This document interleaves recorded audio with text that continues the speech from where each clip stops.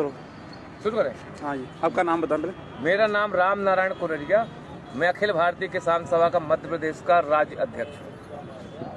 हाँ जी, और ये आप ना जरा हमारे जो कृषि जो अपने किसान भाई हैं उनको अभी तक इस कानून के बारे में मुझे पता नहीं है डिटेल में, आप जरा इनको डिटेल में समझाइए।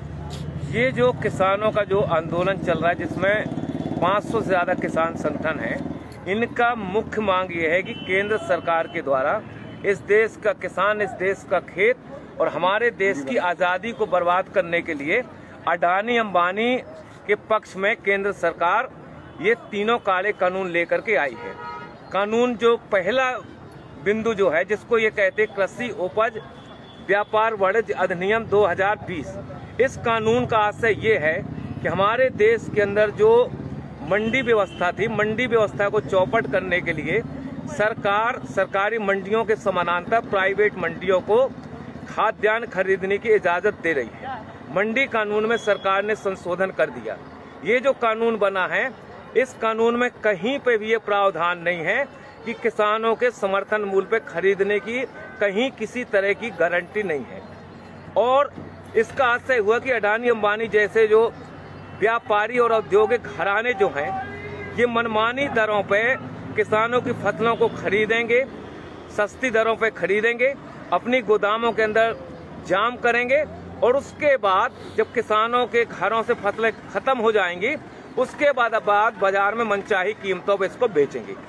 दूसरा कानून जो है, जिस कानून का इनने नाम दिया है मूल्यों का आश्वासन कृषि सेवा सशक्तिकरण संरक्षण, इस कानून का आशय ये है कि हमारे देश के अंदर जो किसान हैं और किसानों का देसी और विदेशी जो कंपनियां हैं, अडानी अंबानी, किर्लोस्कर, टाटा, बिड़ला, डालमिया, चरतराम, भरतराम, किर्लोस्कर जैसे जो देसी और विदेशी कंपनियां जो हैं, ये विदेशी देसी कंपनियां किसानों के साथ 10 साल का अनुबंध करेंगी और अनुबंध होने के बाद कंपनी तय करेंगी कि हमारे खेत में कौन सा बीज बोया जाएगा।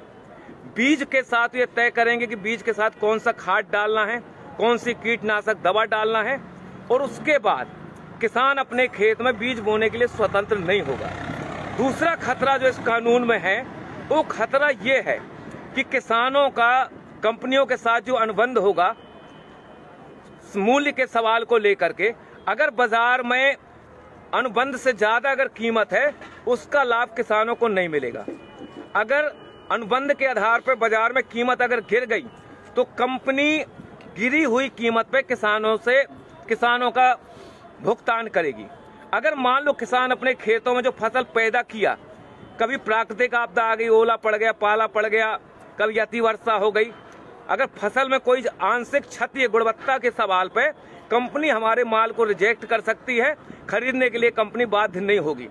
इसमें सबसे खतरनाक पहलू जो है, पहलू ये है कि अगर हमारा कंपनी हमारा अनाज नहीं खरीद रही है, रिजेक्ट कर रही है, अगर किसान दोबारा उस अनाज को दूसरों को अगर बेचना चाहे तो इस कानून में प्रावधान है कि आप इस समझौते का उल्लंघन करके दूसरे को आप नहीं बेच सकते हैं। इस कानून में सबसे खतरनाक पहलू जो है कि ये न्यायालयीन प्रक्रिया से बाहर कर दिया गया है। एसडीएम कलेक्टर जो है इसका निराकरण करेगा, केंद्र सरकार का प्रतिनिधि निराकरण करेगा। कंपनी और किसानों के बीच में अगर कहीं पे कोई विवाद होता है तो इसमें हाई कोर्ट, सुप्रीम कोर्ट जाने के किसानों को अधिकार नहीं दिए गए हैं। और हम और आप ये जानते हैं कि एसडीएम और कलेक्टर जो है ये राज्य और केंद्र सरकार के प्रतिनिधि होंगे। कंपनी के बड़े बड़े वकील पैरवी करेंगे और किसान के पास इतनी ताकत नहीं, इतना पैसा नहीं है कि उन वकीलों का मुकाबला कर सके और आखिरी में किसान के खिलाफ ही फैसला होगा। इसलिए ये कानून ठेका खेती वाला जो कानून है, खतरनाक कानून है। इस कानून से हमारे देश की खाद्यान्न सुरक्षा खतरे में पड़ेगी।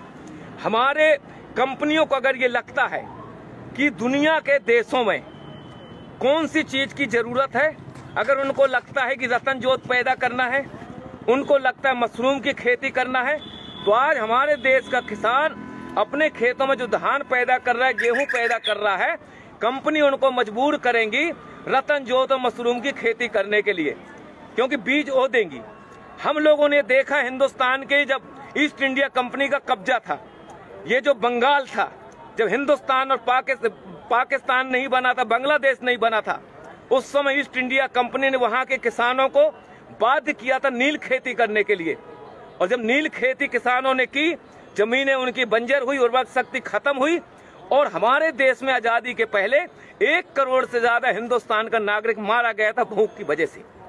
तीसरा कानून जो है, तीसरा कानून का नाम यह है कि अति आवश्यक वस्तु अधिनियम 2020 संशोधन कर दिया। इस कभी तक हमारे देश का जो कानून था, उस कानून में प्रावधान ये था कि हमारे देश का व्यापारी, हमारे देश का औद्योगिक घराना एक सीमा से ज्यादा अपनी दुकानों के अंदर किसी भी वस्तु को अधिक समय तक जाम नहीं कर सकता था। इसमें कानून बना हुआ था।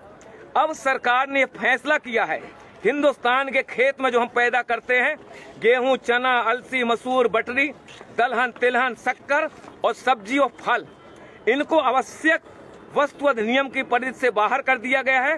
व्यापारियों को खुली इजाजत दे दी गई है, जितना चाहो आप खरीद लो, खरीदने के बाद अपनी गोदामों में ताला डाल दो, बाजार के अंदर संकट पैदा कर दो, बाजार के अंदर हाहाकार मच जाए, रोटी के लिए जनता तरसने लगेगी। उसके बाद ये मनचाही कीमतों पे गोदाम के माल को बाहर निकालेंगे और मनचाही कीमतों पे हमारे देश के अंदर जमाखोरी, मुनाफाखोरी बढ़ेगी। इसलिए ये कानून हिंदुस्तान के किसानों के भर पक्ष में नहीं है, ये कानून इस देश की जनता के पक्ष में भी नहीं है। जनता के पक्ष में इस हिसाब से नहीं है कि खेत का अनुबंध कंपनी के साथ होगा, हमारे खेतों में जो पैदावारी होगी वो गोदामों के अंदर चली जाएगी। उसके बाद हमारे देश का जो पूंजीपति है, अगर उसको लगता है कि दुनिया के अंदर फलानी चीज की जरूरत है, तो हिंदुस्तान की जनता को देने की बजाय मुनाफा के लालच में दुनिया के दूसरे देशों के अंदर निर्यात करेगा। हिंदुस्तान के अंदर आने वाले समय में खाद्यान्न संकट पैदा होगा। ये इस कानून की वजह से हिंदुस्तान की जो आबादी है, 40% लोग जो राशन की दुकानों से 2 रुपया 5 रुपया किलो का जो अनाज लेते हैं, जब सरकार खरीदी नहीं करेगी, सार्वजनिक राशन प्रणाली की दुकानें बंद हो जाएंगी, FCI की गोदामें बंद हो जाएंगी, वेयर हाउस बंद हो जाएंगे।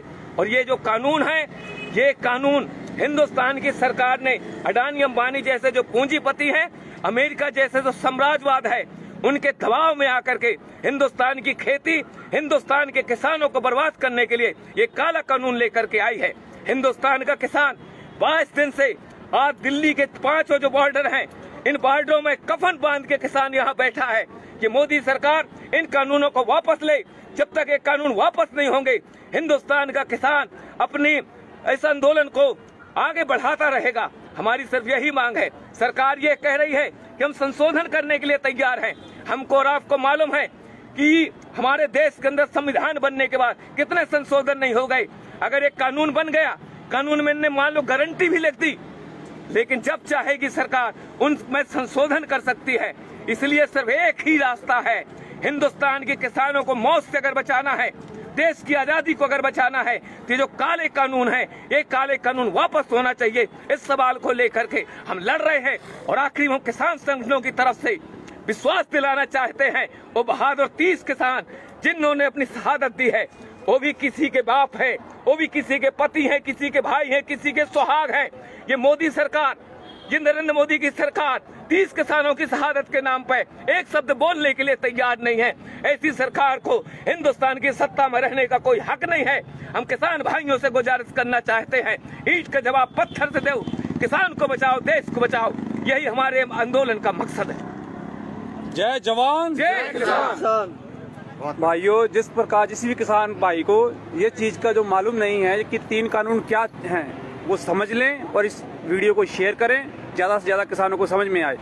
जय जवान जय किसान। कितने मिनट का है? लाइव था भाई, लाइव क्योंकि 10-12 का था।